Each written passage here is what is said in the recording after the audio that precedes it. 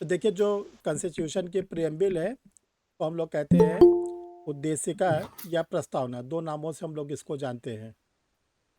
इसको बहुत ही डीप में पढ़ना है, क्योंकि ये तीनों स्टेज के एग्ज़ाम में आता है, चाहे वो प्रीलिम्स का एग्ज़ाम हो, चाहे वो मेंस का एग्ज़ाम हो, और चाहे वो आप लोग का इंटरव्यू हो। तीनों स्टेजेस के एग्ज़ाम पे इसके बारे में पूछा जाता है। तो देखिए प्रणाम। जो नमस्कार। देखो, जो प्रियम्बल है, पहले तो ये आप लोग जान लो कि जो प्रियम्बल है वो कॉन्स्टिट्यूशन जो हमारे लोग का फॉर्म किया गया है, बनाया गया है, वो आर्टिकल 395 आर्टिकल हैं, और इसमें जो है शेड्यूल्स है 395 आर्टिकल्स, और 8 जो है शेड्यूल्स।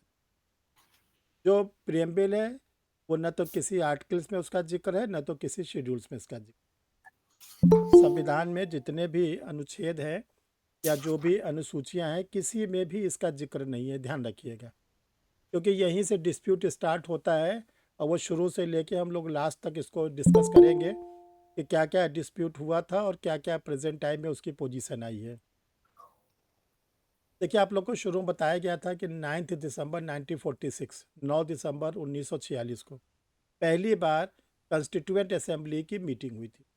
पहली बार संविधान सभा की मीटिंग हुई थी, जिसके टेम्परेरी जो प्रेसिडेंट थे, चेयरपर्सन थे, वो थे डॉक्टर सत्येंद्र सिन्हा।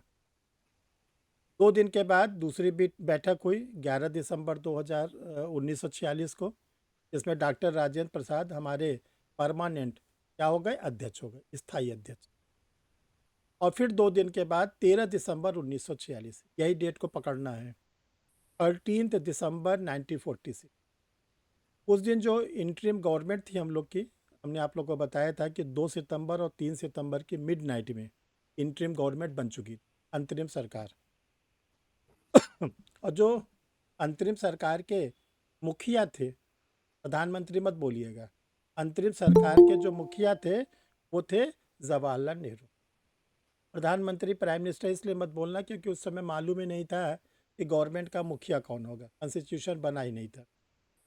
तो उन्होंने संविधान सभा के सामने 11 दिसंबर 1946, जो हमारे जवाहरलाल नेहरू थे अंतरिम सरकार के मुखिया, उन्होंने उद्देश्य प्रस्ताव रखा कि जो ये कॉन्स्टिट्यूएंट असेंबली है, संविधान सभा है, इसका मोटिव क्या है, इसका उद्देश्य क्या है। तो जो उद्देश्य प्रस्ताव था, जिसको हम लोग ऑब्जेक्ट कहते हैं, वही कन्वर्ट हुआ है प्रियम्बल में। वही कन्वर्ट हुआ है प्रियम्बल में। प्रियम्बल में जो बातें रखी गई हैं, वो जो ऑब्जेक्ट है जवाहरलाल नेहरू के द्वारा दिया गया था, उसी को प्रियम्बल में रखा गया। जब हम लोग का कॉन्स्टिट्यूशन बन के कंप्लीट हो गया, इसको ड्राफ्ट कर दिया गया, हम लोगों ने इसको एडॉप्ट भी कर लिया, ग्रहण भी कर लिया 26 नवंबर 1949 को, और 26 जनवरी 1950 को हम लोगों ने इसको क्या किया, लागू भी।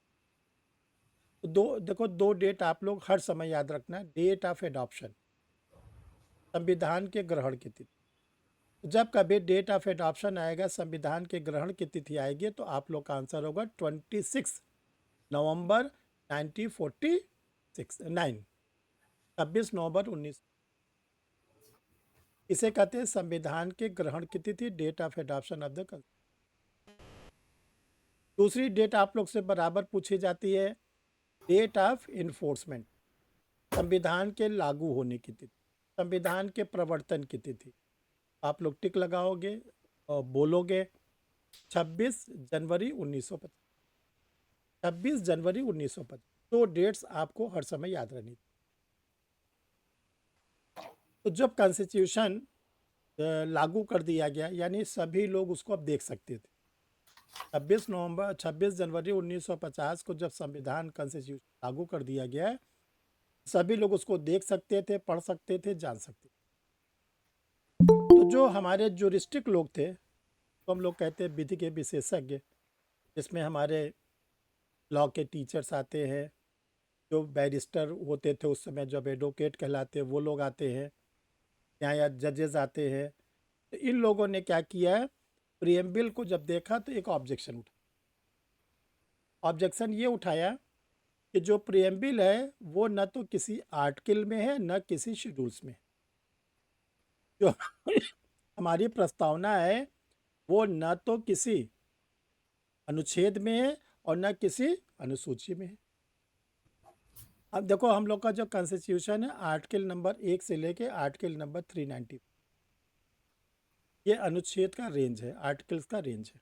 जहाँ तक शेड्यूल्स की बात है, शेड्यूल फर्स्ट से लेके शेड्यूल 8 उस समय, तो आर्टिकल फर्स्ट से लेके 395 में किसी भी आर्टिकल में प्रियम्बल का जिक्र है?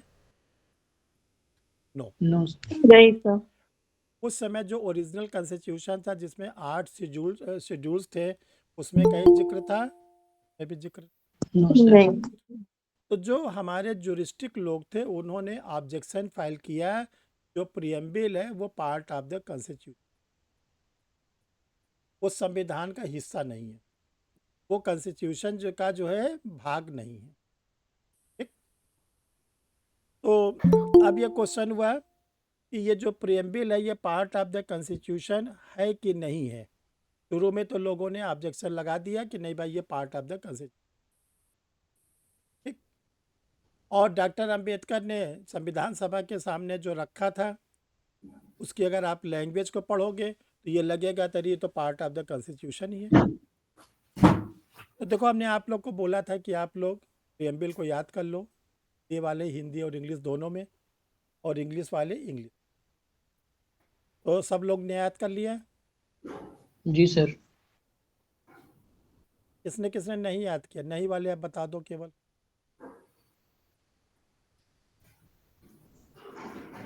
सबने इंग्लिश याद में कर याद लिया? नहीं कर पाए सर, हिंदी में याद है। हिंदी में याद है? जब सुनाइए। हम भारत के लोग भारत को एक संपूर्ण प्रभुत्व संपन्न समाजवादी पंथ निरपेक्ष लोकतंत्रात्मक गणराज्य बनाने के लिए तथा उसके समस्त नागरिकों को सामाजिक, आर्थिक और राजनीतिक न्याय, विचार, अभिव्यक्ति, धर्म, उपासना की स्वतंत्रता, प्रतिष्ठा और अवसर की समानता प्राप्त कराने के लिए तथा उन समस्त व्यक्तियों की गरिमा, राष्ट्र की एकता और अखंडता सुनिश्चित करने वाली बंधुता बढ़ाने के लिए दृढ़ संकल्प होकर अपनी इस संविधान सभा में आज तारीख 26 नवंबर 1949 ईस्वी को एतब द्वारा संविधान को अंगीकृत, अधिनियमित और आत्मर्पित करते हैं। एक बात कर, बहुत सी चीज़ें छूट भी गई, ये भी ध्यान रखिएगा, कई शब्दों को आपने छोड़ भी दिया है। आप लोगों को हमने बोला था कि आप लोग क्या करो, अपने मोबाइल पर बोल के रिकॉर्ड कर लो, रिकॉर्ड करने के बाद कॉपी खोल लो, बेयरएट खोल लो, और अपना जो आपने वीडियो रिकॉर्ड किया है, ऑडियो रिकॉर्ड किया है, उसको सुन लो। एक बार सुनो, 2 बार सुनो, तो एक समय ऐसा आएगा कि आपको प्रियम्बल याद हो। इंग्लिश में किसको याद है? सर याद है। रजनीश, सर प्रियम्बल याद याद है? जी सर। सर याद नहीं है, LLB पास है आप लोग? करना है सर। कॉन्स्टिट्यूशन पेपर में पास होंगे, सर याद है सर। और 80% यस सर। 90% भी आया होगा। देखो, सबसे पहले 2 चीज़ें सीखो। एक तो आप ये सीखो प्रियम्बल का प्रोनाउंसिएशन कैसे करें, याद तो सभी लोग कर लेते हो, इसको कैसे उच्चारण करोगे। ठीक है, तो जब आपका प्रोनाउंसिएशन यानी उच्चारण सही होगा तभी आपका वो सही। कहीं आपने अपने प्रोनाउंसिएशन को गलत फॉर्म में किया तो वो आपका याद करना भी खराब हो जाए। सर मेरा सुन लेते, सही याद किए हैं कि गलत याद किए हैं? कितनी बार सुने, आपका बहुत बार सुन चुके, ठीक है ना? सर हमने सुना है। रिकॉर्ड करके भेजिएगा। चलिए, अच्छा सुनाइए, ठीक है। इंग्लिश में सुनाइए आप। We, the people of India, having solemnly resolved to constitute India into a sovereign socialist, secular, democratic republic, and to secure to all its citizens justice, social, economic, and political liberty of thought, expression, belief, faith, and worship, equality of status and of opportunity, to promote among them all fraternity, and assuring the dignity of individual and the unity and integrity of nation in and the unity and integrity of nation. Sir, In our constituent assembly, in our constituent assembly this 26th day of November 1949 do hereby adopt, enact and give to ourselves this constitution. Very good, बहुत अच्छा। देखो जिसने जिसने याद नहीं किया चुपचाप आज खाना मत खाना, ठीक है? थोड़ा रो रो के तब सोना रात में, यही पनिशमेंट है। कौन कौन खाना नहीं खाएगा, रो के सोएगा? सीता खाना खाओगे आज, रोगे? खा लिए। जानते थे कि पनिशमेंट मिलने। बिहार के लोग इसी सब आगे हैं। कल सुबह मत खाना, सुबह का भी खा चुके हो। रोज से देखो जल्दी से जल्दी याद तो कैसे बोलोगे हम आपको बोल के बता दें, ध्यान से सुन लो। इंग्लिश में भी बोल देते, इंग्लिश में हिंदी में भी बोल। और जल्दी से जल्दी, आस्था याद है प्रियम्बेल? सर याद तो करी हूँ लेकिन उतना फ्लुएंटली शायद नहीं बोल पाऊंगी। बोलो, देखिए कितना बता पाते हो। कितना याद कितना बताइए। Sir we the people of India consolidate, sir no no no consolidated no word था। नो, नहीं नहीं नो, याद करिए। ये देखो आप लोगों को बहुत सिंपल तरीका बता दिया है। अपना मोबाइल का ऑडियो खोल लो, ठीक है, और उसमें बोलो। बोलने के बाद पहले याद करो, एक बार दो बार याद कर लो, फिर आप उसको बोलो। बोलने के बाद आप क्या करिए, अपने ऑडियो को ऑन कर दीजिए, जो बेयर है या टेस्ट आप अपने पास नोट्स बनाए हैं उससे प्रेमबिल को टैली करिए। जब आप इसको टैली करिएगा तो क्या होगा कि आप देखेंगे एक बार कमी मिलेगी, दो बार कमी मिलेगी, और एक समय आएगा कि आपको याद हो जाए। ठीक है ना? ये आप लोग को 5-6 दिन पहले ही होमवर्क दिए थे, ठीक है? उसको गुड करो आप इवनिंग लोग। Sir.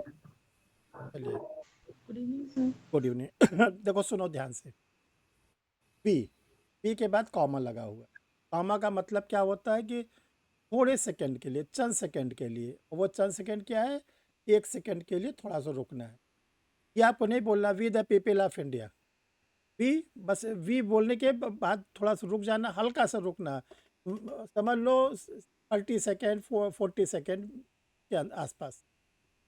We the people of India have solemnly resolved to constituent India into a sovereign, socialist, secular, democratic republic, and to secure to all citizens justice, social, economic, and political liberty of thought, expression, belief, faith, and worship, equality of status and of opportunity, and to promote among them all fraternity, assuring the dignity of the individual and the unity of integrity of the nation. In our Constituent Assembly, this 26th day of November 1949, do hereby adopt, enact, and give to ourselves this Constitution. ठीक, ये ऐसे आप लोग बोलोगे। Recorded video रहेगा, मिला के देख लेना कैसे बोला गया है, ऐसे आपको बोलना है, ठीक है?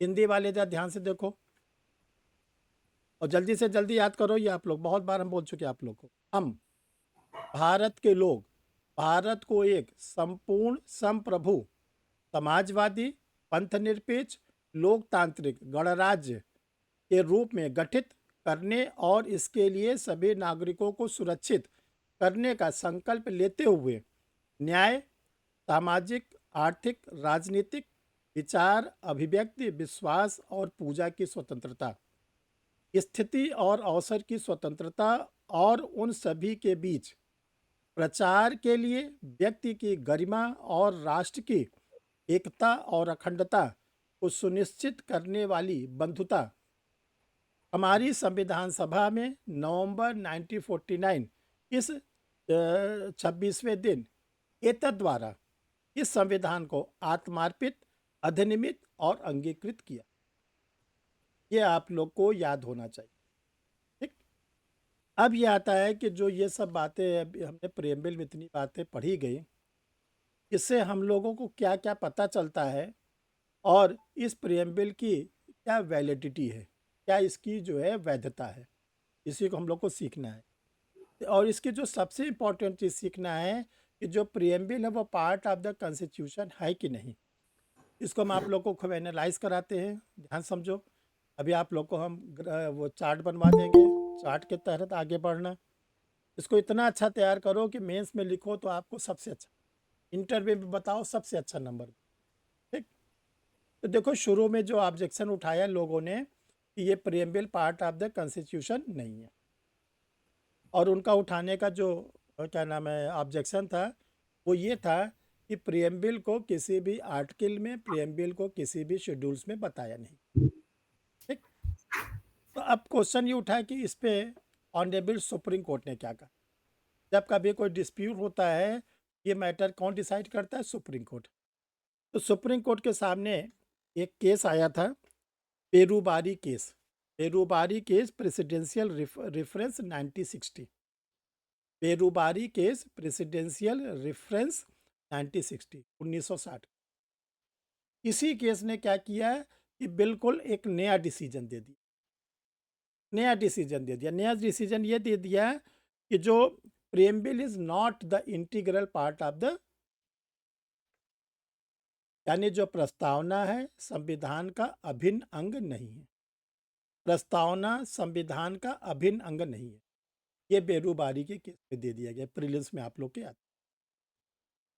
लेकिन एक जो वर्ग था उसका ये कहना था कि नहीं, प्रियम्बल जो है पार्ट ऑफ द कॉन्स्टिट्यूशन है, और उसको लीड कर रहे थे केशवानंद भारती, जो केरला के थे। आप लोग जानते हैं हम लोग के कॉन्स्टिट्यूशन में सबसे इम्पोर्टेंट अगर कोई केस है केशवानंद भारती का। ठीक। तो जो उन्होंने केस फाइल किया था, Kesavananda Bharati versus the state of Kerala 1973 honourable supreme court, उसमें उन्होंने कई चीज़ों को चैलेंज किया। एक चीज़ ये चैलेंज किया था कि प्रियम्बल जो है वो part of the constitution, integral part है। दूसरा उन्होंने चेंज किया था कि हम लोग कॉन्स्टिट्यूशन के बेसिक स्ट्रक्चर में कितना हम लोग चेंजेस कर सकते हैं। तो सबसे पहले हम लोग देखते हैं केशवानंद भारती के केस में ये कहा गया था, पिटिशनर ने ये कहा था कि नहीं नहीं, बेरूबारी का केस गलत है, होना ये चाहिए कि जो प्रियम्बल है वो पार्ट ऑफ द कॉन्स्टिट्यूशन। ठीक है। लेकिन पिटिशनर के कहने से मान लिया जाएगा? अगर याचिकाकर्ता कोई चीज़ कहता है तो क्या वो लॉ बन जाता है? नहीं sir. Yes, sir. No, no, law sir. Law कैसे बनेगा? सुप्रीम कोर्ट का निर्णय। जब ऑनरेबल सुप्रीम कोर्ट कोई हाँ, गाइडलाइन दे या ऑनरेबल हाई कोर्ट या ऑनरेबल सुप्रीम कोर्ट क्या करे, उस केस को डिसाइड करके कोई डायरेक्शन। ठीक। तो जब ये केस गया तो सुप्रीम कोर्ट में पहली बार 13 जजेस बैठाए गए, 13 जज। और उस समय जो CJI थे जस्टिस SM सीकरी, जो चीफ जस्टिस थे जस्टिस SM सीकरी।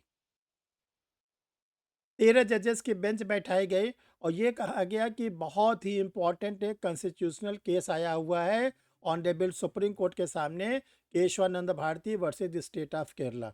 इसमें कई चीज़ों को चैलेंज किया गया है। एक बार 13 जजेस बैठे और ये डिसाइड करें कि इनमें जो जो पिटिशनर ने बातों को बोला है, डिमांड किया है, रिलीफ मांगा है, क्या क्या दिया जाए, क्या क्या न दिया। ध्यान रखिएगा, सुप्रीम कोर्ट की हिस्ट्री में पहली बार 13 जज बैठे और न भविष्य में कभी बैठेंगे। इसके पहले न बैठे थे, न अब आगे बैठेंगे, क्योंकि प्रेजेंट टाइम में जो सिचुएशन है वो 3 प्रकार की बेंच काम करती है, 5 जजेस की, 7 जजेस की, 9 जजेस, जिसको बोलते हैं कॉन्स्टिट्यूशनल बेंच। तो कॉन्स्टिट्यूशनल बेंच होती है 5 जजेस की, 7 जजेस की और 9 जजेस। इसके ऊपर की कोई भी कॉन्स्टिट्यूशनल बेंच नहीं होती। तो जब ये 13 जजेस एक साथ बैठे, 7:6, 7 जजेस ने अपना अलग डिसीजन दिया, 6 ने अलग डिसीजन। ठीक। अब देखो इसको कैसे समझोगे आप लोग को एक एनालाइज करा रहे हैं, ध्यान से समझो। जैसे आप लोगों ने LLB किया, कुछ लोगों ने LLM किया। ठीक। LLM करने के बाद जिसको PhD करनी होती है वो क्या करता है? जिसको अगर रिसर्च करना है, DPhil करना है, PhD करना है लॉ में, उसको क्या करना पड़ता है? नेट क्वालिफाई करना पड़ता नेट क्वालिफाई। फिर पीएचडी करता है। पीएचडी करता है, क्या करता है पीएचडी? देखो कोई थेसिस। जी सर। सबसे पहले क्या होता है कि आप किसी भी प्रोफेसर के अंडर में, जो आपके प्रोफेसर होंगे उन्हीं के अंडर में आपको पीएचडी कर, जो पीएचडी आप करोगे उसमें आपको कोई टॉपिक दिया जाए, आपको कोई टॉपिक दिया जाए, ठीक, रिसर्च का टॉपिक। उस रिसर्च के टॉपिक पर जिस दिन आप एनरोल्ड होगे, यूजीसी कहता है कि 24 मंथ 24 महीना आपको कम से कम टाइम देना है अपने रिसर्च। इसके पहले आप कंप्लीट नहीं कर सकते। जो रिसर्च करता है उसका नाम क्या होता है? रिसर्च स्कॉलर, शोध छात्र। रिसर्च का विषय जो होता है तो क्या बोलते हैं? सब्जेक्ट ऑफ द रिसर्च, शोध पत्र। शोध का विषय। जब वो रिसर्च कंप्लीट कर लेता है रिसर्च स्कॉलर, तो वो अपना एक बनाता है थीसिस। थीसिस जो होती है 200 पेज की, 300 पेज की, जो भी होगी वो बनेगी। जो रिसर्च स्कॉलर होता है वो थीसिस के साथ एक सिनॉप्सिस बनाता है, संक्षेपण। संक्षेपण। जब रिसर्च स्कॉलर रिसर्च कंप्लीट कर लेता है अपने गाइड के गाइडेंस में, तो दूसरे यूनिवर्सिटी के प्रोफेसर्स को एग्जामिनर बनाया जाता है। जैसे मान लीजिए किसी ने वाराणसी से किया, बीएचयू से रिसर्च, उसका एग्जामिनर बना दिया गया है। इसका एग्जामिनर पटना से आएंगे, इलाहाबाद से आएंगे, कहीं से अलीगढ़ से आएंगे, कहीं से। तो जो एग्जामिनर बनाए जाते हैं दो, जब दो एग्जामिनर बनाए जाते हैं उनके पास भेजी जाती है 2 कॉपी थीसिस की, 1 कॉपी और सिनॉप्सिस की 1 कॉपी। गाइड भेजता है कि मेरे जो है गाइडेंस में इस रिसर्च स्कॉलर ने इस टॉपिक पर रिसर्च करके ये अपना शोध पत्र बनाया है। शोध पत्र मतलब थीसिस बनाया है, और जो थीसिस बनाया उसकी समरी बनाया है सिनॉप्सिस की। तो जो एग्जामिनर होते हैं, जैसे अलीगढ़ वाले हैं या इलाहाबाद वाले हैं, उनके पास थीसिस की कॉपी आएगी, सिनॉप्सिस की कॉपी आएगी और रिसर्च का टॉपिक आएगा। तो वो क्या करेंगे? वैल्यूएट करेंगे थीसिस को, सिनॉप्सिस को, और ये देखेंगे कि जिस टॉपिक पर रिसर्च अलॉट हुआ था क्या उसी टॉपिक पर इसकी थीसिस कंप्लीट हुई है। अगर कंप्लीट है तो लिख देते हैं कि जो थीसिस है वो जस्टिफाई है, सही है। फिर उस कैंडिडेट का इंटरव्यू होता है उसी यूनिवर्सिटी में जहाँ का वो रिसर्च स्कॉलर होता है। तो आप ये बताओ, जो उसने थीसिस बनाई, सिनॉप्सिस जो बनाया, संक्षेपण बनाया, वो पार्ट ऑफ द थीसिस है? Yes, sir. जो उसने, नए लोग जरा ध्यान दो, नहीं समझ नहीं पाओगे। अक्षरा, तरीन, ठीक है, प्रियंका, सब लोग ध्यान से सुनो, नहीं समझ में पूछना। देखो, जो उसने अपना थीसिस बनाया, शोध पत्र बनाया, ठीक, और जो उसने सिनॉप्सिस बनाया, संक्षेपण बनाया, तो सिनॉप्सिस जो बनाया वो पार्ट ऑफ द थीसिस है? क्या लोग बोलो जल्दी से। Yes, sir. Yes, sir. इसका Yes, sir. कहना नहीं है, नो सर। है ना? देखो अब क्या है, जरा इसको कॉन्स्टिट्यूशन से तुलना करो, तुलना करो। जब कॉन्स्टिट्यूशन फॉर्म हो रहा था तो रिसर्च स्कॉलर कौन था? कॉन्स्टिट्यूएंट असेंबली के मेंबरांस, संविधान सभा के सदस्य, वो थे रिसर्च स्कॉलर। उनको रिसर्च का टॉपिक क्या दिया गया था? Formation of the constitution. उन्होंने अपना थीसिस किस नाम से कंप्लीट किया? Constitution of India. उन्होंने थीसिस कंप्लीट करने में कितना समय लगाया? 2 वर्ष 11 माह 18 दिन। उन्होंने अपनी सिनॉप्सिस किस नाम से तैयार किया? Preamble of the constitution. तो synopsis part of the constitution है, synopsis part of the thesis है? यस। जी सर। तो preamble part of the constitution है? Yes, sir. Yes. Yes. Yes. इसको अगर याद कर लोगे जीवन भर नहीं भूलोगे, जहाँ जाओगे सबसे ऊंचा झंडा आपका रहे, ध्यान रखो। इसीलिए आप लोग को कहा था क्लास कैमरा ऑन करके करो, कंसंट्रेट होके करो, बहुत ध्यान से सुनो, ठीक है। हम लोग की जनरेशन खत्म होगी, बड़े बहुरूपिया टीचर हैं, ठीक है ना, भरे हुए हैं संसार में, इसलिए कैरियर बनाओ, फट से अपना सिलेक्शन लो, किनारे हो। तो ये फाइनल आया कि जो प्रियम्बल है वो पार्ट ऑफ द कॉन्स्टिट्यूशन है। कैसा part? Integral part, integral part, अभिन्न अंग है, अभिन्न अंग है। जैसे प्रिंस, आप 4-5, जैसे मान लिया जाड़े के समय चल रहा है, आपने 4-5 टमाटर काटे, उसके सूप बनाए, और सूप बना के उसमें जो जो आपको डालना था डाल के पी गए। तो जो सूप बनाया वो टमाटर का पार्ट है? यस सर, हम्म, था ना सर टमाटर का पार्ट। हाँ, टमाटर का पार्ट ही तो है ना। जी जी जी। वही चीज है हमारी प्रियम्बल की। प्रियम्बल भी क्या है, उसी से किससे निकाला गया है? कॉन्स्टिट्यूशन से निकाला गया है। जितनी भी कंट्री होती है, डेमोक्रेटिक कंट्री होती है, सबके कॉन्स्टिट्यूशन के शुरू में दिया रहता है प्रियम्बल। वो चाहे यूएस का हो, चाहे फ्रांस का हो, रसिया कहीं का भी हो, प्रियम्बल ये शो करता है कि इस देश का कैसा स्ट्रक्चर है। जो देश का हम कॉन्स्टिट्यूशन पढ़ने जा रहे हैं, यहाँ पे कैसे लॉ एंड ऑर्डर मेंटेन होता है, यहाँ पे किस प्रकार की जस्टिस है, यहाँ की गवर्नमेंट किस तरह चलती है, यहाँ पे के जो लोगों हैं, लोगों को क्या क्या फैसिलिटी दी जाती है, वो प्रियम्बल पढ़ने से पता चल जाता है। तो यही तरह हम लोग अपने प्रियम्बल को पढ़ के ये पता लगा लेते हैं भारत कैसा देश है।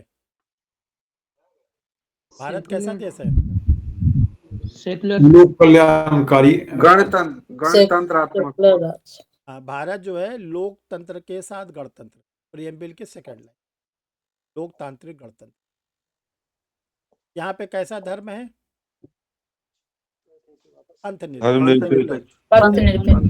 सेकुलर। यहाँ पे कैसे न्याय दिए जाते हैं भारत में? तीन इकोनॉमिक प्रकार के जस्टिस, न्याय, सोशल सामाजिक जस्टिस, और पॉलिटिकल सामाजिक और राजनीतिक। सामाजिक न्याय, आर्थिक न्याय, राजनीतिक। ठीक। भारत को क्या नाम है, जैसे हमने आप बताया था, जो सिंगल सिटीजनशिप दी गई है, क्यों दिया गया है?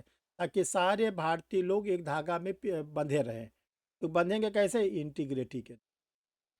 ये कहा गया कि भारत सरकार 1 इंच भी भूमि भारत के कोई ले नहीं सकती। हम जो है क्या है, इंटीग्रिटी को फॉलो करते। तो प्रियम्बल को पढ़ोगे तो आपको सब एक एक चीज़ क्लियर होने लगती है। तो ये ध्यान रखिएगा कि जो केशवानंद भारती का केस था, उस पर ऑनरेबल सुप्रीम कोर्ट ने 7:6 7 जजेस ने कहा कि जो प्रियम्बल है वो integral part of the constitution. 6 जजेस ने अलग विचार दिया। तो किसका लागू किया जाएगा, 7 जज वालों का कि 6 जज वालों का? 7 वालों। 7 जज वालों का। 7 जज वालों। तो अब ये स्थापित हो गया 1973 के बाद कि preamble is the integral part of the constitution. जो प्रस्तावना है वो संविधान का अभिन्न अंग है। एक चीज तो ये डिसाइड हो गया 97। अब ये क्वेश्चन आया, दूसरा क्वेश्चन ये आया, क्या हम लोग प्रियम्बल में अमेंडमेंट भी कर सकते हैं? क्या हम लोग प्रस्तावना में संशोधन भी कर सकते हैं? इसका भी आंसर क्या है? हाँ, हाँ। आर्टिकल 368, आर्टिकल 368 कॉन्स्टिट्यूशन की कहती है कि हम लोग कॉन्स्टिट्यूशन के किसी भी प्रोविज़न में अमेंडमेंट कर सकते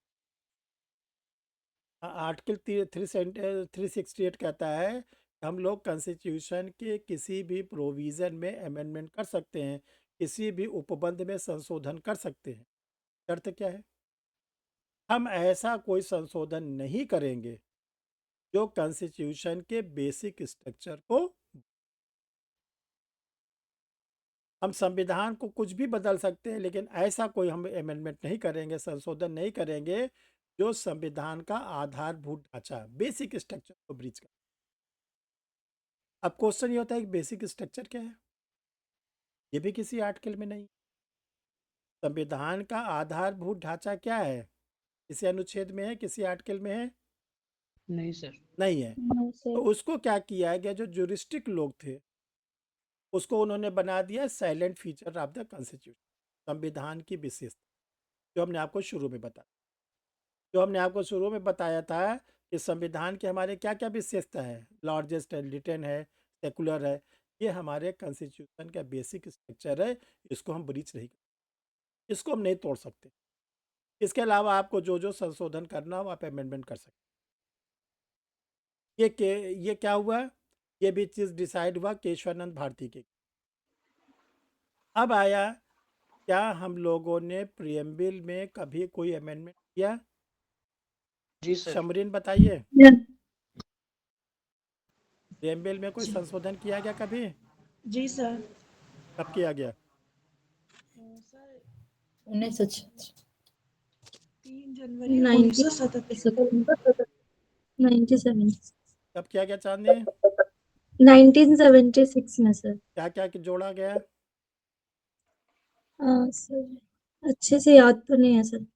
अगर आपसे याद है वही बता दो, आपसे याद है कब याद करोगे आप? प्रियंका सिंह ये 3 वर्ड क्या जोड़ा गया?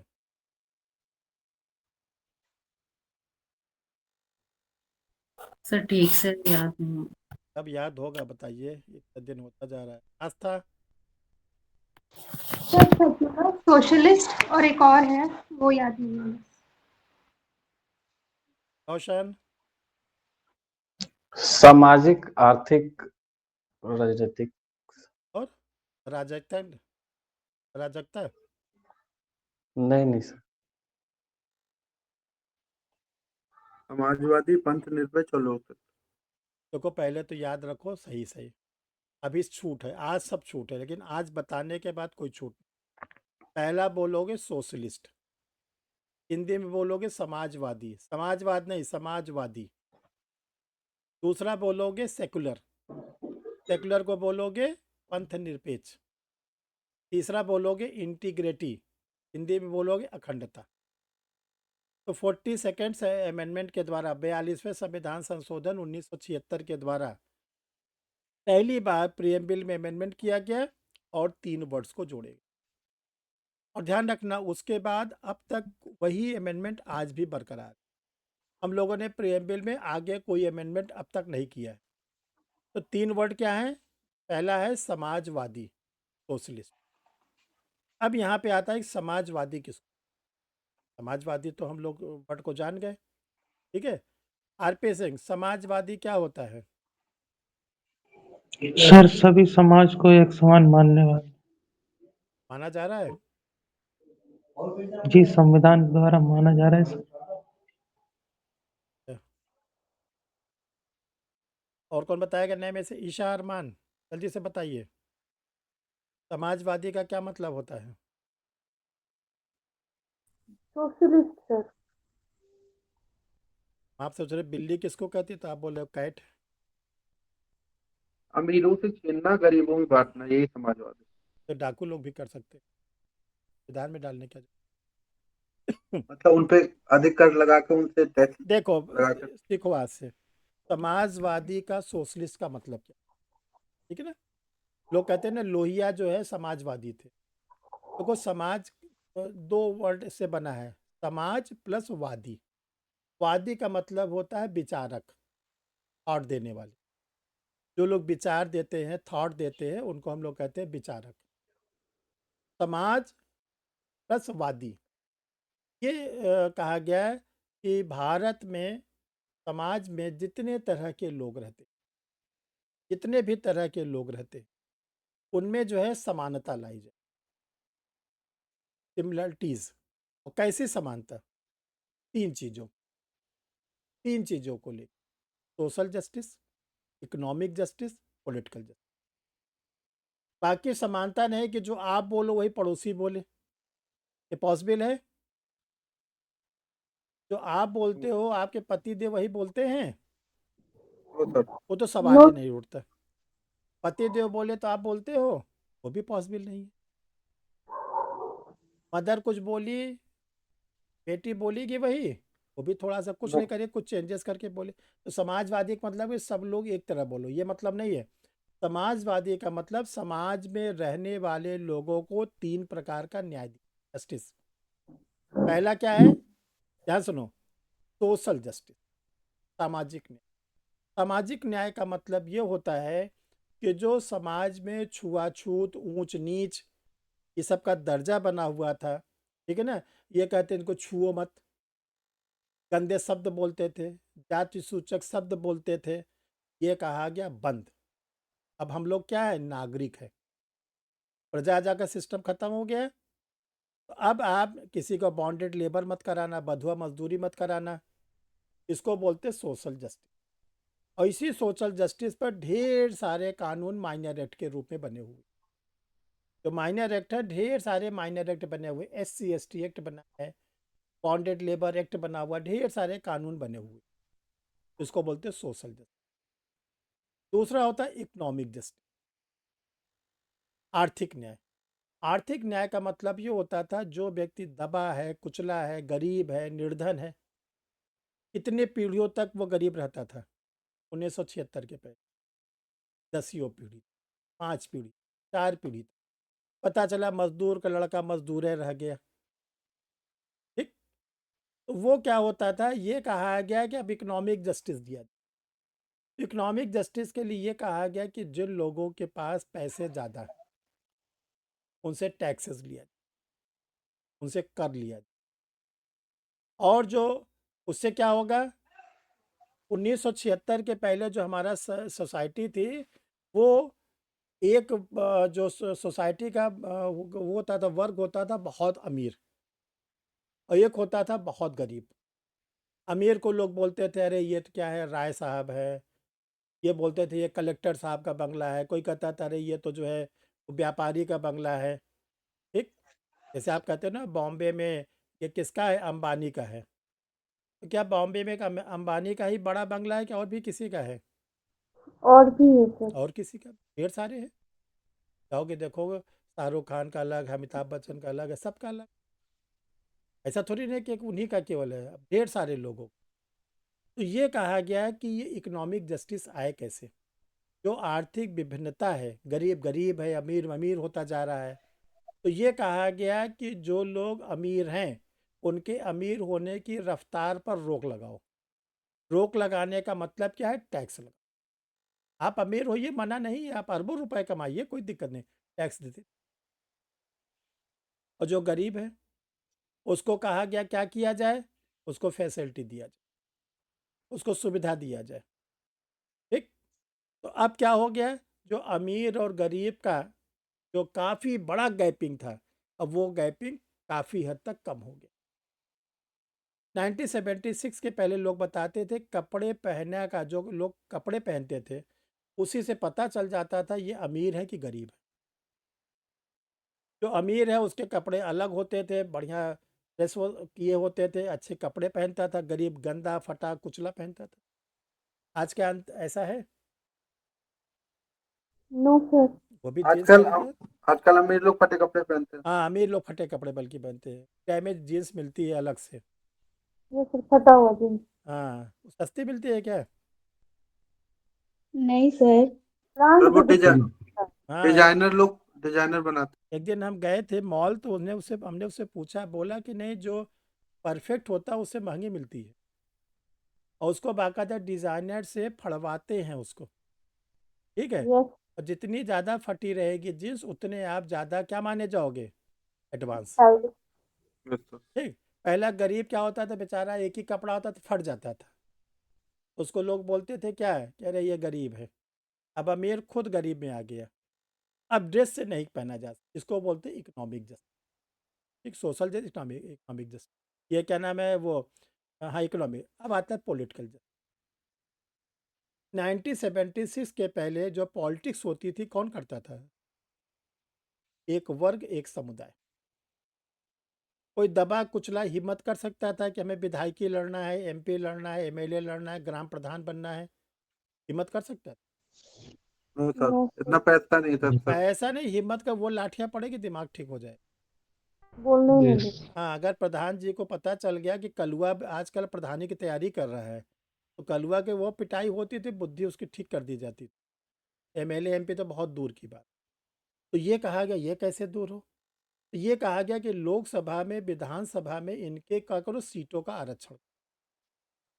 जैसे एक्स नामक सीट बना दी गई कि इस डिस्ट्रिक्ट का ये सीट रिजर्व सीट, वहाँ पे जो भी कैंडिडेट खड़ा होगा, चाहे वो बीजेपी का हो, कांग्रेस का हो, XYZ किसी पार्टी का हो, कौन खड़ा होगा? SC। जीतेगा कौन? SC। हो गया। लोकल बॉडीज आई हम लोग का इलेक्शन, तो रोटेशन में कर दिया कि ये प्रधानी इस बार किसके पास रहेगी? लेडीज़ के पास रहेगी। इस बार प्रधानी किसके पास रहेगी? SC के पास रहेगी। तो ये जो पॉलिटिकल जस्टिस दिया गया उसी का नतीजा है कि आप देखते हो कि पूरे भारतवर्ष में हर समुदाय के लोग आगे बढ़ गए पॉलिटिक्स में। इसी को हम लोग बोलते हैं समाजवादी, सोशलिस्ट, इसी को। ठीक। दूसरा वर्ड है सेकुलर, पंथ निरपेक्ष।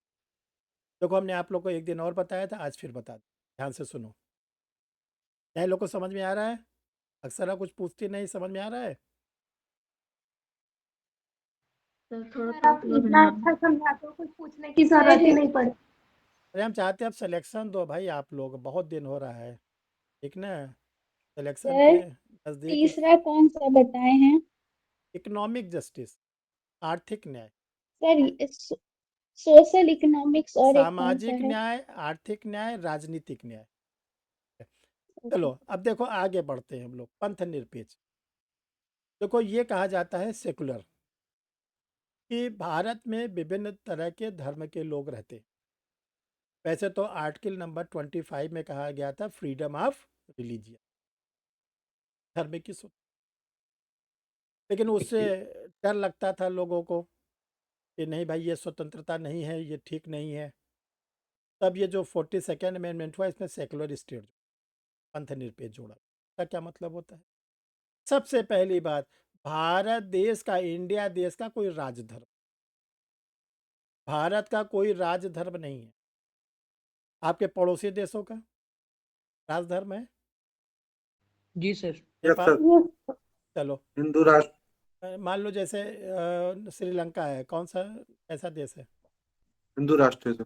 नहीं, बौद्ध, बौद्धिस्ट, बौद्धिस्ट है वहाँ पे। चलो पाकिस्तान, इस्लामिक राष्ट्र, इस्लाम, बांग्लादेश, इस्लाम, इस्लामिक, अमेरिका, इस्लाम, अमेरिका भी इस्लाम। आज ईसाई, ईसाई। आज ही ट्रंप लिया है वोट, हाँ पकड़ के ले जाएगा।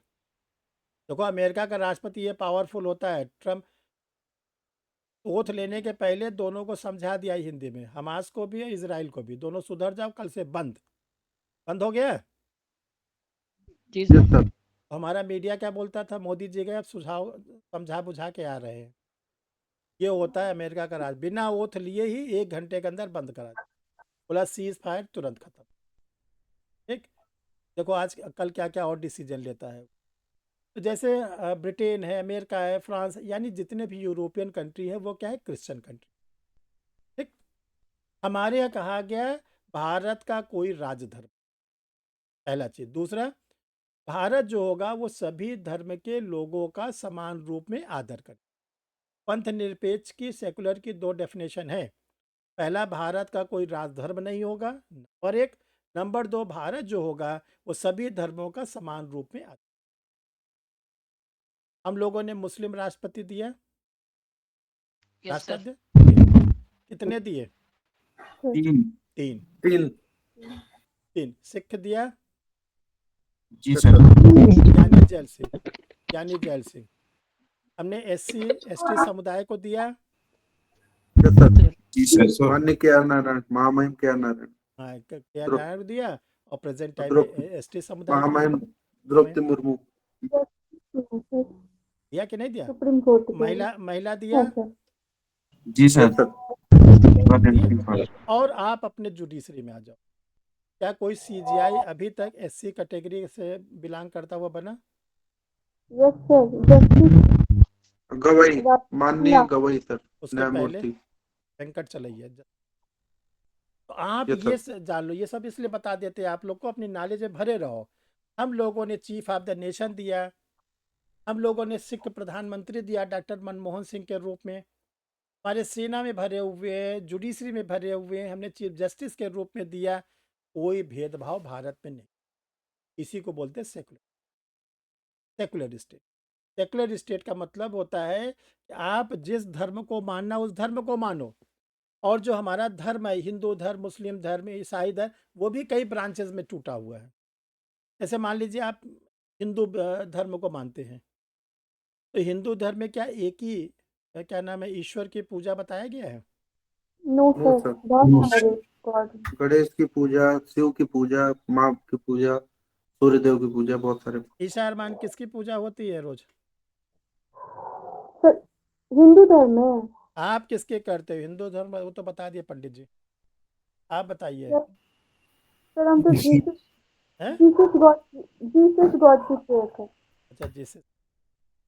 और हर्षिता खाना ना खा चुकी, किसकी पूजा होगी? हम हनुमान जी की पूजा करते हैं। किसकी? हनुमान जी की। हनुमान जी क्या कहते हैं, क्लास शुरू होने पहले ही खाना खा लो? नहीं सर, आज आए हैं, बाहर से आए थे तो थोड़ा खा लिए थे। अच्छा चलिए। जैसे आप लोग अपने में सर्वे करो, सब लोग अलग अलग। अक्सर किसकी पूजा होती है? शंकर भगवान की सर। शंकर भगवान के देवता। हनुमान जी से ऊपर आ गए। अर्चना कुमारी जी सर। पूजा होती है जी सर। कि? सर हम दुर्गा जी का पूजा करते हैं। दुर्गा जी। तो ये बताओ, ये कोई प्रतिबंध है कि आप दुर्गा नहीं जी की सर। मत करो, आप नो शंकर नो। जी की जो मर्जी हो सो करो? जी। अच्छा मान लीजिए आप, जब आता है रोजा, आता है मुस्लिम समुदाय का, अगर आप रोजा रखते हैं तो पकड़ लिए जाएंगे, सजा होगी? न, नो नो सर। नहीं सर। वो भी नहीं होगी। नहीं। No sir. ईशा जो है मान लीजिए चर्च जाती है तो पकड़ ली जाती हैं, कोई प्रतिबंध है? नो नहीं नो सर। सर। सर, कोई आप बाउंडेशन नहीं। आप सभी। आप गुरुद्वारा जाओ, चर्च जाओ, मंदिर जाओ, मस्जिद जाओ, जहाँ मर्जी वहाँ जाओ। हम ही अब जहाँ भी जाते हैं सब जगह जाते हैं, गुरुद्वारा भी हुआ है, चर्च भी हुआ है, सब जगह मस्जिद हुआ है। हर जगह जाओ कुछ ना कुछ सीखने को मिलता है, अच्छी चीज़ें मिलती हैं। तो हमारे यहाँ ये कह दिया गया है कि आपको जो भी धर्म के अंदर जो ब्रांचेज है, जिसको पंथ कहते हैं, उसको मानो। आपको लगता है बौद्ध बन जाए, बौद्ध बन जाओ। जैन बनना है, जैन बन जाओ। आपको फिर लगता है नहीं ऐसा करो, फिर वापस लो, बौद्ध जैन ठीक नहीं, हिंदू धर्म फिर आ जाओ, तो वापस आ सकते हो? Yes yes sir. सर। आ सकते हो। यस इसी सर। को बोलते हैं सेकुलरिज्म। तीसरा वर्ड है इंटीग्रिटी, जोड़ा गया, अखंडता। देखो हम लोग के साथ क्या प्रॉब्लम हुई कि जो 1947 में जब हम लोग का देश का विभाजन हुआ, तो जो कश्मीर स्टेट था राजा हरि सिंह का, तो उस समय डॉक्टर जो सरदार पटेल थे, सभी देसी राज्य रजवाड़ों को बोले कि जिसको भारत में मिलना भारत मिले, जिसको पाकिस्तान में मिलना पाकिस्तान। तो जो राजा हरि सिंह थे, कश्मीर के राजा, उनके जो प्रधानमंत्री होते थे, राजा के प्रधानमंत्री होते थे, वो थे शेख अब्दुल्ला। तो इस समय जम्मू कश्मीर के मुख्यमंत्री, उन्हीं के बाबा जी, ग्रैंडफादर। तो उन दोनों लोगों ने यह डिसीजन लिया कि हम लोग किसी में नहीं मिलेंगे, न भारत में न पाकिस्तान। बाद में क्या हुआ कि कश्मीर के ऊपर आक्रमण हुआ। ठीक, जब कश्मीर के ऊपर आक्रमण हुआ तो उन्होंने ये कहा कि भारत सरकार से मेरी मदद करिए। तो भारत सरकार ने कहा हम आपकी तब मदद करेंगे, नेहरू जी ने कहा पहले तो आप हमारे में विलीन होइए। बिना हम आपको विलीन किए हम आपकी थोड़ी नहीं मदद करेंगे, क्योंकि हम यूनो के मेंबर हैं। संयुक्त राष्ट्र संघ कहता है कोई भी राष्ट्र किसी दूसरे राष्ट्र के आंतरिक मामलों में हस्तक्षेप नहीं करे। तो उन्होंने कहा ठीक है हम विलीन कर लेंगे। अब हुआ क्या है कि जब कश्मीर हिस्से में भारत में विलीन किया गया, तो जितने पोर्शन पे उस समय जो पाकिस्तान की सेना के द्वारा कब्जा कर लिया गया था, वो बोले हमारा। जो बचा हुआ था भारत बोला हमारा। और आज तक ये नहीं तय हुआ कि जो कश्मीर है, हम लोग अपने मैप में दिखाते ऑक्युपाइड कश्मीर, पाकिस्तान अधिकृत कश्मीर, जो हमारे कब्जे में नहीं, पाकिस्तान के कब्जे। पाकिस्तान अपने मैप में दिखाता है ऑक्युपाइड कश्मीर, जो हमारे पास है। एक तो हमारा ये हिस्सा आज भी डिस्प्यूटेड, आज तक डिसाइड नहीं हो। दूसरा 1962 में जो सबसे बड़ा हम लोग को डैमेज किया चाइना ने। चाइना ने क्या किया 1962 में हमारे ऊपर आक्रमण किया और आक्रमण करने के बाद अरुणाचल प्रदेश का हिस्सा हमसे आज भी चाइना के पास। चीन इसलिए लिया कि उस समय हमारे पास सेना अच्छी नहीं थी, हम लोग अंडर डेवलप थे, अल्प विकसित राष्ट्र थे। तो क्या हुआ कि चाइना हमसे जो है अक्साई चीन का पोर्शन छीन लिया, अरुणाचल प्रदेश। तब 1976 में जब मिसेस इंदिरा गांधी हमारी प्राइम मिनिस्टर थी तो उन्होंने अमेंडमेंट कराया 42वें नंबर का, और 3 शब्द तो जो 2 शब्द जोड़ा गया, सोशलिस्ट, सेकुलर और इंटीग्रेट। उन्होंने कहा कि आज के बाद 1976 के बाद अब 1 इंच भूमि कोई भी विदेशी राष्ट्र भारत के नहीं ले सकता। उन्होंने कहा सबसे पहले बीएसएफ बनाया, बॉर्डर सिक्योरिटी फोर्स, पूरे बॉर्डर को सील करो। जो भारत है 7 देशों को छूता है, बोला सब सील करो। इसके बाद उन्होंने कहा पैरामिलिट्री फोर्स बनाया जाए, ठीक, इतनी सेना बना दो कि हमारा बॉर्डर बिल्कुल सील हो जाए, 1 इंच जमीन हमारी कोई नहीं। अखंडता का मतलब क्या होता है? भारत का खंड नहीं हो सकता। अगर बिहार चाहे कि हम एक देश बन जाए, बन सकता है? नहीं बन सकता। नहीं बन सकता। क्यों? क्यों नहीं बन सकता? क्या दिक्कत? भारत का संविधान आर्टिकल रोकता है sir. Article number 1 constitution, article number 1 कहता है हमारे देश का जो नाम है वो क्या है? India, that is Bharat. ये हमारे भारत देश का राज्यों नाम। का संघ। और कैसा भारत? यूनियन ऑफ रा- स्टेट, यूनियन ऑफ स्टेट, राज्यों का संघ। भारत जो है राज्यों का संघ है, 28 राज्य और 8 यूटी का संघ है। तो किसी संघ को भारत से अलग होने का अधिकार है? No sir. नहीं है, नहीं है। इसीलिए आप देखो पंजाब में काफ़ी दिनों तक आतंकवाद रहा, पंजाब अलग नहीं हो पाया खालिस्तानियों के, बहुत था। आप लोग के मेमोरी में कितना है, हम लोगों ने तो देखा अपने स्टूडेंट। कश्मीर में इतना विवाद था, कुछ हो पाया? हम नो सेना पे सर। सियाचिन ग्लेशियर 19,000 फीट ऊंचा ग्लेशियर है, बर्फ का खंड। हमारी वहाँ पे सेना परमानेंट लगी रहती है, 1 लाख से ज़्यादा पर डे खर्च होता है। मिल क्या रहा है हमको वहाँ से? सियाचिन ग्लेशियर से हमको क्या मिल रहा है जो भारत पाकिस्तान की सीमा? कुछ नहीं। कुछ नहीं सर। हमारा लाखों रुपए पर डे खर्च हो रहा है, लेकिन किस लिए? कि जो कि हमारे कॉन्स्टिट्यूशन की वो प्रियम्बल में कहा गया है क्या? इंटीग्रिटी। हम 1 इंच भूमि भी नहीं देंगे, इसी का मतलब अखंड। ठीक, तो देखो ये जो संविधान में 3 शब्द जोड़े गए, तीनों की बहुत डीप में मीनिंग है। सोशलिस्ट का मीनिंग है, सेकुलर का मीनिंग है, और इंटीग्रिटी का। अब आता है कि जो ये प्रियम्बल है, इसमें एमसीक्यू में क्या क्या क्वेश्चन आते हैं। सबसे पहले जो हमारे कॉन्स्टिट्यूएंट असेंबली के मेंबरान्स थे, संविधान सभा के, किस कंट्री से प्रभावित होकर प्रियम्बल को लाए? तो आपका आंसर होगा यूएस। यूएसए के संविधान से प्रभावित होकर वहाँ के कॉन्सेप्ट को लिया और भारत में प्रियम्बल को लाया गया। एक तो देखो ये क्वेश्चन है, जो प्रस्तावना लाई गई है वो संयुक्त राज्य अमेरिका के संविधान से। इसमें देखो एक बहुत ही डीप क्वेश्चन और आता है कि लैंग्वेज ऑफ द प्रियम्बल, जो प्रियम्बल की लैंग्वेज है जो अभी हमने आपको पढ़ के सुनाया, ये लैंग्वेज किस कंट्री के कॉन्स्टिट्यूशन? ऑस्ट्रेलिया। ऑस्ट्रेलिया। तो देखो हम बोल रहे हैं, जरा लिखो इसको आप लोग। तो कॉन्सेप्ट ऑफ प्रियम्बल, प्रस्तावना की संकल्पना, ये लिया गया है यूएस से, संयुक्त राज्य अमेरिका से।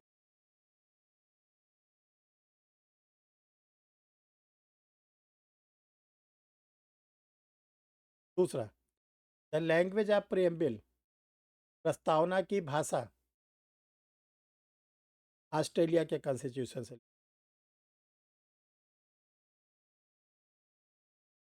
सर ये प्रस्तावना की भाषा क्या मतलब हुआ सर? जो लैंग्वेज, जैसे हम लोग बोलते हैं we the people of India, ये लैंग्वेज जो हम लोगों ने लिया है ये ऑस्ट्रेलिया के कॉन्स्टिट्यूशन।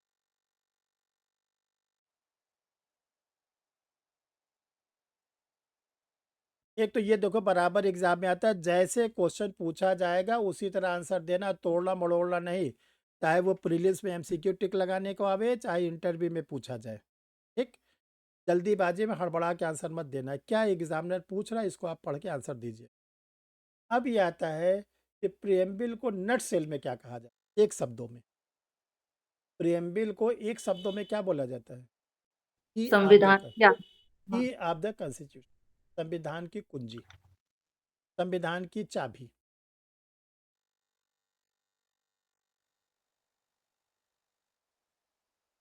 जैसे देखो क्या होता है, आपने किसी दरवाजे पर, किसी गेट पे ताले बंद कर, आप उस दरवाजे के अंदर कैसे जाएंगे? चाबी से या ताला तोड़ के? चाबी के सर। हाँ, गलती से नहीं बोल देना ताला तोड़ के। और ताला तोड़ के गए तो कौन सा ऑफेंस होगा? House breaking. मिस्chief। हाँ, हाउस ब्रेकिंग। इसीलिए बहुत संतुलित बोलना है शब्दों को। तो आप क्या करोगे, की लगाओगे तब अंदर चाबी से। ऐसे अगर आपको संविधान की पूरी जानकारी चाहिए, बिना प्रियम्बिल को आप पढ़े नहीं जा सकते। वो की है कॉन्स्टिट्यूशन है, ठीक है ना। बिना प्रियम्बिल को समझे आप कॉन्स्टिट्यूशन को नहीं समझ सकते। आपको पहले प्रियम्बिल को पढ़ना पड़ेगा, प्रियम्बिल को समझना पड़ेगा, तब आप कॉन्स्टिट्यूशन प्रोविजंस को डीप में पढ़ पाओ। ठीक है, जैसे हिंदू मैथोलॉजी में क्या कहा जाता है, पहले गणेश जी की पूजा करो फिर आगे कोई पूजा करो, कहा जाता है। प्रथम जी सर, प्रथम पूज्य गणेश जी। हाँ, ये सब को रिलेट कर लिया करो अपनी स्टडी के लिए, सब याद होगा। जैसे जो हिंदू धर्म शास्त्र में कोई पूजा पाठ हवन वगैरह करते हो, तो आप क्या करते हो, सबसे पहले गणेश जी का आवाहन। तो बिना गणेश जी की पूजा किए कहा जाता है कोई भी अनुष्ठान पूरा नहीं होता, तब आप अपना आगे का पूजा करते हो। तो इसी प्रकार प्रियम्बिल हमारी जो है की ऑफ द कॉन्स्टिट्यूशन, ये जो है संविधान की चाबी है। इसी को जब खोलोगे तभी आपको संविधान समझ में आए। ठीक है, तो इसमें देखो सर। समराइज कर दे रहे, ध्यान से सुनो, फटाफट बता दे रहे क्या क्या आपके एग्जाम में आ सकता है। सबसे पहले मेंस के लिए आप लोग प्रियम्बिल को याद, मुख्य परीक्षा में आप लोग के मेंस में आ सकता है। लिखने के लिए सर? नहीं, एग्जामिनर के मुंह पे चिपकाने के लिए।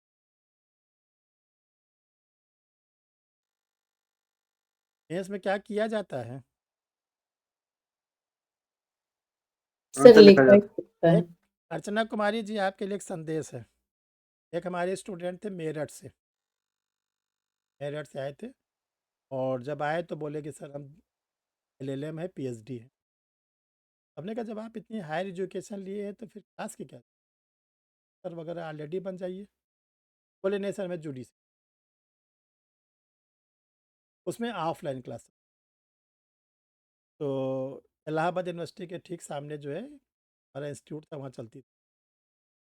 तो हमने बोला कि आज IPC ख़त्म, कल से CRPC जैसे क्लास है बता।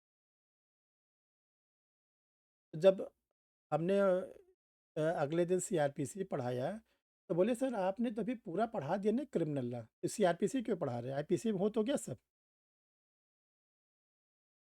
कहा कि भाई IPC में ऑफेंस को बताया गया, उसका प्रोसीजर कैसे होगा।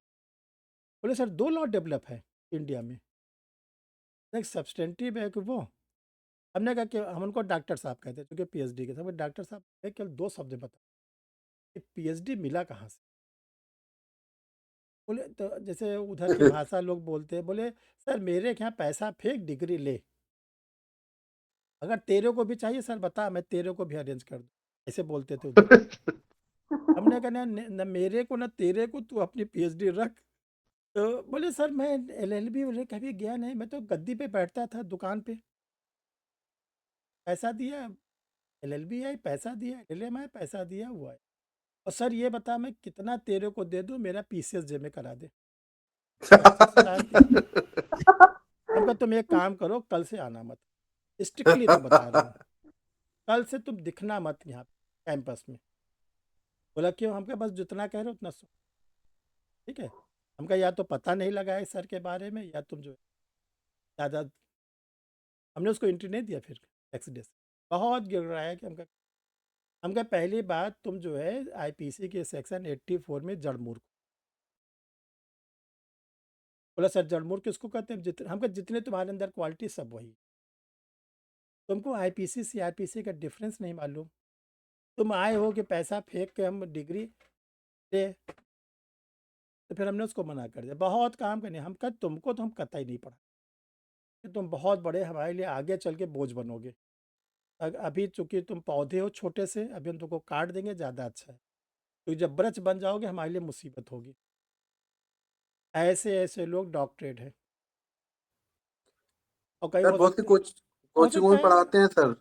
बहुत से ऐसे हो सकता है प्रोफेसर भी बन गया हो कहीं डिग्री का, एचओडी भी हो गया होगा, ऐसा यस थोड़ी सर। नहीं है।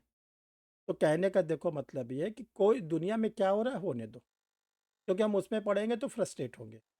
हमें क्या करना है कि हम मैदान में उतरे हैं जूरिस्टिक फील्ड में, हमको अपनी लॉ में अच्छी पकड़ बना। तो पहला तो आप लोग प्रियम्बिल को खूब अच्छी तरह से याद कर लो, और ये अर्चना कुमारी लिखने को आएगा, ठीक है ना? अब ठीक है, चलो दूसरा चीज़, प्रिलिमिनरी के लिए और इंटरव्यू का एक ही होता है पैरामीटर। प्रीलिम में क्या क्या आएगा? सबसे पहले पूछा जाएगा ऑनरेबल सुप्रीम कोर्ट ने पहली बार किस केस लॉ में कहा preamble is not the integral part of the constitution. Berubari. हाँ, उसको बेरुबारी केस। सबसे पहले। फिर आपके पास दूसरा आंसर हो कि ऑनरेबल सुप्रीम कोर्ट ने किस केस में फाइनल रूप पे डिसाइड कर दिया है कि preamble integral part of the constitution. Kesavananda. ये आपके पास आंसर होना चाहिए, ठीक है। तीसरा, प्रीएम्बल में क्या हम लोग अमेंडमेंट कर सकते हैं? Yes sir. तो आपका यस आंसर सर, होगा यस yes। सर कर सकते हैं। किस केस में कहा गया? केशवानंद भारती। केशवानंद भारती। केशवानंद भारती। केशवानंद। प्रीएम्बल में अब तक कितनी बार अमेंडमेंट हुए? एक बार। एक बार। एक बार। हुए एक बार। 42वां 1976 संविधान 1976। किस अमेंडमेंट के द्वारा? 42 42वां संविधान। ये आपके पास आंसर होना चाहिए। इसके बाद प्रीएम्बल में कौन कौन से वर्ड जोड़े गए? 3 वर्ड जोड़े गए। तीन वर्ड। समाजवादी पंथ निरपेक्ष अखंडता। और अखंडता। एक तो ये आपके पास आंसर होना चाहिए।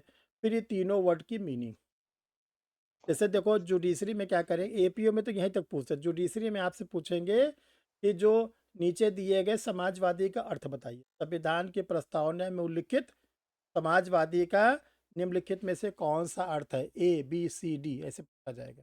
हायर जुडिशियल में और डीप में पूछा जाता है, ठीक। फिर इसके बाद आप लोग को ये बताना है कि प्रियम्बल को हम लोग छोटे शब्दों में किन नामों से जानते हैं? संविधान की Key of the संविधान Key की of the कुंजी। संविधान Constitution. की कुंजी। और आपसे पूछा जा सकता है कि जो केशवानंद भारती का केस था किस ईयर का है? ठीक, 1973। उसमें चीफ जस्टिस कौन थे? सीकरी। जस्टिस सीकरी। बेटवा सीकरी बोलो, भाई सीकरी बोल रहे हो, बोलते ना न्यायमूर्ति भाई बेटवा हमारा। अरे बच्चे अब सुधरोगे भाई। सीकरी के घर वाले कितना धक्का लगेगा। तो चले गए ऊपर, क्या बोलोगे अब्दुल? कहाँ गए? सीकरी के पास चले गए क्या? सीकरी। जस्टिस सीकरी। फिर सीकरी बोले। जस्टिस सीकरी। हाँ, honourable justice S M Sikri. अब अगर ऐसे भूल जाते हो तो जस्टिस सीकरी, ठीक है ना? इतना अगर आप तैयार कर लोगे तो प्रेमबिल का कोई, ठीक है। अब बोलो, किसी कुछ पूछना बोलो। जी सर। सर ये प्रस्तावना में सर अधिनियमित खंड किसे कहते हैं सर? हाँ बता रहे हैं, जी तो सर। चलो आपको एक एक देखो। 3 शब्द है आत्मार्पित। आत्मार्पित मतलब क्या होता है? डॉक्टर अंबेडकर ने कॉन्स्टिट्यूएंट असेंबली के सामने जो संविधान को प्रस्तुत किया, अंतिम बैठक, हमने आप लोग को बताया 105 बैठक हुई थी, 3 कॉन्फ्रेंस हुए थे, 11 इसकी मीटिंग हुई थी, क्या नाम है, कॉन्फ्रेंस हुए थे। तो जो 105 नंबर की मीटिंग थी, लास्ट मीटिंग थी, वो 26 नवंबर को समाप्त हुई। तो उस दिन डॉक्टर अंबेडकर ने क्या किया? संविधान सभा के सामने ये संविधान बनकर सामने आया।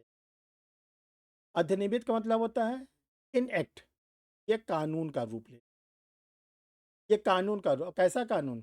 Supreme law. Supreme law. तीसरा वर्ड है अंगीकृत, एडॉप्ट, आज से ये एडॉप्ट कर लिया। तो 3 वर्ड है, आत्मार्पित, अधिनियमित और अंगीकृत। चलो हाँ रजनीश बताइए। सर जैसे एक कॉन्ट्राडिक्शन रहता है, टोटल आर्टिकल सर 448 है या 395 है सर? देखो चलो अच्छा पूछ ले, सब लोग को एक साथ क्लियर। देखो ये कभी कभी आता है कि आज के समय में टोटल कितने आर्टिकल्स, ओरिजिनल कॉन्स्टिट्यूशन में 395 थे, ओरिजिनल कॉन्स्टिट्यूशन में 395 थे। सर 396 नंबर का कोई आर्टिकल है? नहीं sir. No sir, no sir. No sir. और ना कभी भविष्य में मिलेगा। पहले तो ये भी। अब आता है कि जो ढेर सारे मैगजीन्स में जो गूगल बाबा हैं आप लोग के, है ना, वो कभी 450 बताते हैं, कभी 465 बताते हैं, ये क्या है? तो कोई इसका आंसर हम आप लोग को सिखा देते, सीखो कैसे। जैसे अल्फ़ाबेट में टोटल कितने लेटर हैं? 26। उसको भी इतना सोचना पड़ रहा है। 26 है सर। हाँ 26 नहीं 26 है। अच्छा बता, चलो 26 वर्ड हैं, ABCDZ। ए को 3 पार्ट में कर लो, A1 A2 A3, B1 B2 B3, C1 C2 C3, Z1 Z2 Z3। Original कितने लेटर यूज हुए? ओरिजिनल कितने 26 लेटर? सर। 26 ही सर। ओरिजिनल 26 लेटर यूज हुए हैं।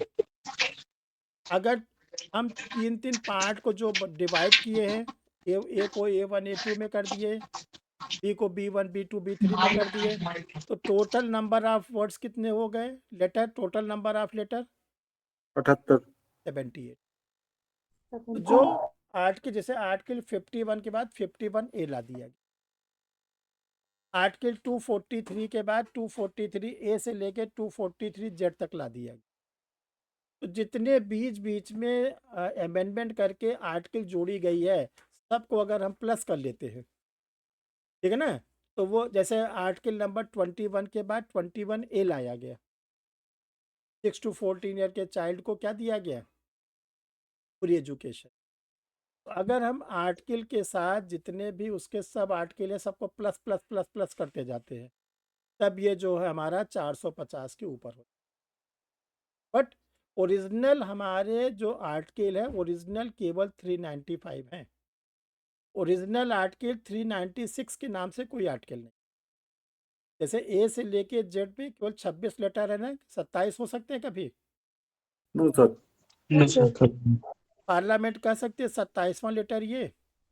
No no sir. Sir. No no. उसी तरह का आर्टिकल 395 के बाद 396 नहीं बनेगी। जो हमने आर्टिकल में बीच बीच में अमेंडमेंट करके सब आर्टिकल जोड़ी है, वो जब प्लस प्लस होती है तो वो निकल जाती है 450 के ऊपर निकल जाती है। ये इसका बेस्ट है।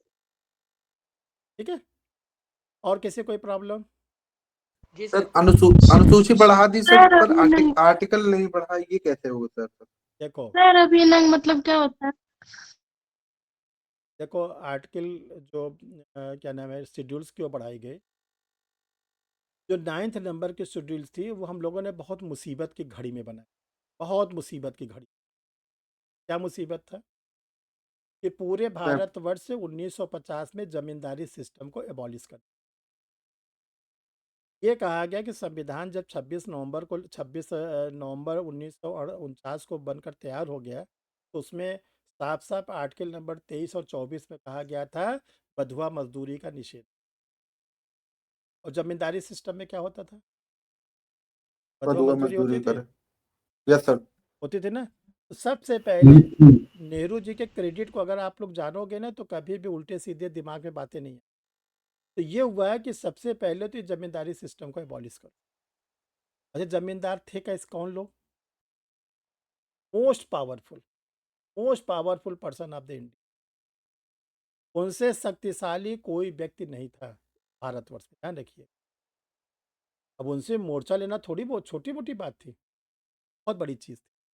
तो उसको क्या किया गया है, स्टेट वाइज ख़त्म किया गया। यूपी में ख़त्म किया गया, तो यूपी में क्या लाया गया? Uttar Pradesh Zamindari abolition and land reforms act. तो ये हुआ है कि जमींदारों ने सब सुप्रीम कोर्ट का दरवाजा, ये तो बहुत मुसीबत की बात है। हम लोग का तो पूरा जमींदारी खत्म हो रही है। तो सुप्रीम कोर्ट ने क्या किया कि जो जमींदारी सिस्टम थी जो खत्म किया गया था उसको वैलिड ठहराया, ठीक ठहराया। नेहरू जी को ये लगा कि मेरे बाद अगर कोई सरकार आती है फ्यूचर में तो कहीं वो जमींदारी सिस्टम फिर से न लागू कर दे, ठीक। या सुप्रीम कोर्ट के सामने कोई रिव्यू फाइल कर दें ये लोग, तो रिव्यू फाइल कर देंगे, हो सकता है रिव्यू भी सुप्रीम कोर्ट बदल दे। तब उन्होंने 1951 में सबसे पहले फर्स्ट अमेंडमेंट, एक तरफ 26 जनवरी को हम लोग का कॉन्स्टिट्यूशन लागू हुआ और उसी 1950 में बिल हाउस में ला दिए, 1951 में बिल पास करा दिया, first amendment of the constitution. First amendment में कहा गया कि कॉन्स्टिट्यूशन में एक नई शेड्यूल जोड़ा, नाइन्थ शेड्यूल। नाइन्थ शेड्यूल से एक ऐसा शेड्यूल होता है उसमें अगर आप कोई सब्जेक्ट डाल दोगे तो कोई भी अगली सरकार उसको बाहर निकाल नहीं सकती। जैसे आप लोग छोटे रहोगे, गोलक रहा होगा ना, 5 यस सर। रुपए 1 रुपए डालते थे, वो निकल आता था? नो सर, नहीं, निकाल तो लेते थे, चाकू प्लास हथौड़ी क्या क्या लगा के। तो आल पिन लगा के सर। हाँ, सुन देखो क्या मालूम था? है, आलपिन लगा के, ठीक है। नॉर्मली वो नहीं निकलता, तो वही तरह नाइन्थ शेड्यूल से उसमें डाल दिया गया कि अब जमींदारी सिस्टम खत्म और लैंड रिफॉर्म्स। तो नाइन्थ शेड्यूल इसलिए जोड़ी गई थी क्योंकि वो बहुत ही इंपॉर्टेंट था। इसके बाद हमारे प्रधानमंत्री राजीव गांधी हुए, तो उन्होंने देखा कि नेताजी लोग रोज दल बदलते, इधर सुधर उधर सुधर उधर सुधर। तब उन्होंने एंटी डिफेक्शन बिल लाया, दल बदल विरोधी कानून, 10वीं अनुसूची। फिर जब हमारे prime minister PV Narasimha Rao हुए तो उन्होंने देखा कि पूरे भारत में से पंचायत राज बन ही नहीं रहा है, कोई राज बनाता है 2-4-5-6 महीना रहता है, खत्म। तब उन्होंने क्या किया, 73 कॉन्स्टिट्यूशनल अमेंडमेंट, 74 कॉन्स्टिट्यूशनल अमेंडमेंट पास कराया और कॉन्स्टिट्यूशन में 11वीं और 12वीं शेड्यूल। आज से पूरे भारतवर्ष में ग्राम प्रधान का चुनाव, ब्लॉक प्रमुख का चुनाव, कारपोरेटर का चुनाव, मेयर का चुनाव सब होगा। क्यों? लोकतंत्र की सबसे छोटी यूनिट क्या है? डिस्ट्रिक्ट, गांव। वहां पर भी तो लोकतांत्रिक प्रणाली हो। तो 1971 के बाद कोई गांव ऐसा है जो विकास न किया हो? पहले गांव में कोई साधन नहीं था, कोई स्कूल नहीं था, आज गांव में क्या सब चीज हो। तो ये जो शेड्यूल्स होती है, ध्यान रखिएगा, बहुत ही स्पेशल कंडीशन में कोई जोड़ी जाती है, रोज नहीं जोड़ी जाती, कोई स्पेशल कंडीशन हो जाती है। सर मेरा कहने का मतलब ये था सर, जैसे मूल अधिकार 7 थे तो एक को घटा दिया, उसके लिए निरसन लिखा हुआ है, तो ऐसे ही इसे ही उसी उसमें क्यों नहीं बनाया गया, अलग से अनुसूची क्यों जोड़ी गई बना बना के? इसमें इसे भी जैसे आर्टिकल है 396 कर देते, 97 नहीं कर सकते, नहीं ऐसे कर अनुसूची। सकते। जो देखो अभी कल की क्लास में कल तो ध्यान रखना कि आप लोग 3-4 दिन नोट कर लो, हमसे पूछ लेना, हम बता देंगे। सबसे पहले लिखो difference between articles and schedule.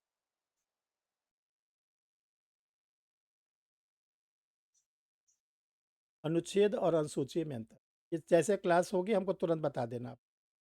तो पहले जब ये डीप में समझ जाओगे तो आपको समझ में आ जाएगा कि शेड्यूल्स को कब यूज किया जाता है और किस लिए यूज किया, ठीक है। Yes sir. अरे नहीं उधर जाता